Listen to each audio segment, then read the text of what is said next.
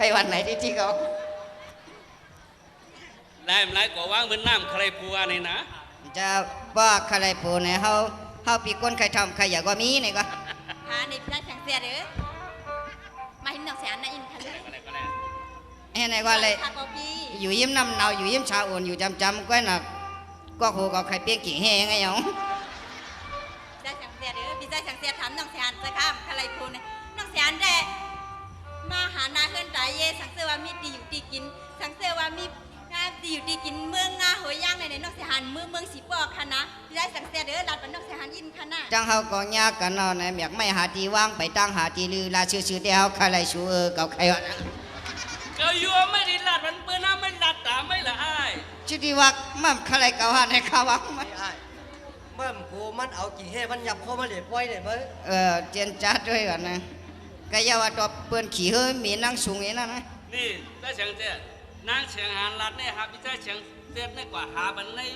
มึงในปอยในได้เสียงเตี้ยน้ำลัดอ่างปุ้ยหล่ามาอู้ล่ะอยู่อังใครข้าก็วันไหนจะได้เนาะน้องเสียงหานนางฮือป้อเตมีที่อยู่ที่กินกระเดทุ่งหูยางเขาไหนเนาะอยู่ที่ข้าใจปีมาเมาเขาเจอปุ่นเจอนั่นอ่ำหลูหาก้นดุกเลี้ยงดุกรอเจอชักคูชักเลี้ยงอ่อนไงเขาในเมียกไม่หาที่ว่างไปตั้งหาที่ลือลาชื่อเต้แม่เชียงสีป้อมชอบใครอยู่ที่กายย่างในในคัดจะแล้วค่ะจะสักเสียเลยค่ะไม่ซึ่งค่ะไม่ซึ่งซีนับยำถึงพี่น้องเขาเซียนเลยจ้าครับจะมานางเสียงน้องว่าข้าเก๋ว่าข้าเก๋ชูใครอู้จ้าข้าเป็นนางสามีก็มันเท่ามามันได้ตายอยู่นั่นก็มันเท่ามามันได้ตายอยู่อู้ใจว่าเท่ามาอย่าว่าดีกว่าลัดตัวนี่อย่าว่าดีกว่าลัดตัวมันลองจู้ละนะลัดตัวมันละลายก็ไม่ไรลาเชอนี่นั่นน่ะอาโลมันเด็ดอ่านอะไรจึงก็ใครหันผูมันงาจูก็ไปใจนะเขาว่าเมื่อไหร่ไม่ได้มาทางไหนหรอกไม่รู้หาเป็นเก้าได้เหี้ยนี่นั่นน่ะว่าอะไรไหวมากเนาะเก้าได้รัวพอมหาลัดตัวมันเหลี่ยมตัวมหาโคล้านมันนับผักกันเลยล้างวางก้นหิเขาซุกวางห่างวางก้นห่างดีมัดแต่พอปีนมิ้นแต่พอปลาดใครวันไหนอันนี้ห่างหลีอยากเล่นน้ำวันขับคนนี้เขาวันเป็นไอ้มาใครโยมเมียนให้เลยเนี่ยเขาว่าตั้งไปเชื่อเปิ้นห้างลีชำขายคำเนี่ยเขาชำห้างจามขายถ่านเนี่ยก็ใครวันไหนรวมกันฮะพอหัวหางจ้าก่อนว่าถ้าเขากินข้าวซ้ำต่างก่อนนี่กุ้นหางหลีนี่กุ้นหางหลีมาขี้กาจะไอ้นี่เขาที่เก้าเนี่ยไอ้เก้าไม่อยากพี่โม่หรอกอันนี้มันมาชนก็พอแล้วก็โม่ก็อุ่นเช้าลาดโลนี่น้องนางเสียงน้องนางเสียงน้องนางเสียงน้องที่อย่างใครยืมก็ยืมให้เล่นเสียงกามันหลงนี่เอาได้ก่อนนะเขายามยันดักหักสูมาหลายปอกขาหลายกำเยาสูกอมต้นหักเขาคือสีกำย้อนปืนฉังแรงสุ่มหักเขาหลานนะมีก็หักหนาได้หักกันซื้อค่ะล่ะว่าอย่างลีหักทั้งก้อนเหมือนก้อนเป็นทางรุ่นน้อง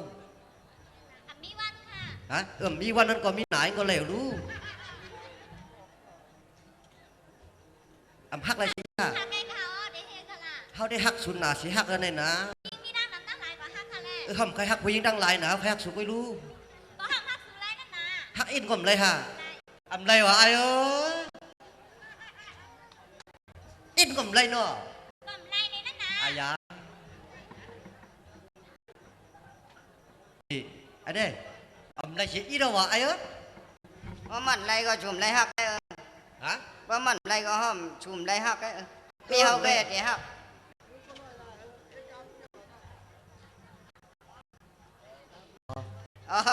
ยินจมน้ำค่ะยินจมน้ำค่ะยินจมน้ำก็สวยจมยามยายพี่ว่าพี่จุงมันหนังหัวโอ้คออันก่อนมายินให้ไรยินให้ไรอยู่แค่ท่านเนาะให้ไรอยู่แค่วัดว่าภาษีไรวิหารเนาะสาธุพระสองด้วย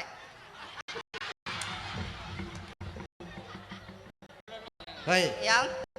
เขาถามก็ลอยในลอยนะ จะได้ดีครับ ชามก็ร้อนด้วย อันเป็น ใหญ่ก็ใหญ่ นาง หมด เหี่ยว นะ เขาหูย่างนะครับว่าเขาชุกเอาหลุดในขุงนั่นอ่อนกันมาสีกรรมแต่ว่าเขาชุกหนึ่งเขาหนึ่งชุกยาวนะครับว่าเนาะ ป้อมข้างกว่าชายจ้อย ว่าอ่ำอาเป้อะไรในก็คักก็หมดจ้อยอมใจเขาก็แค่ว่าจ้อยอยู่ในคันนอก ก็มาขายกว่าชายจ้อยก็เลย นี่ น้อง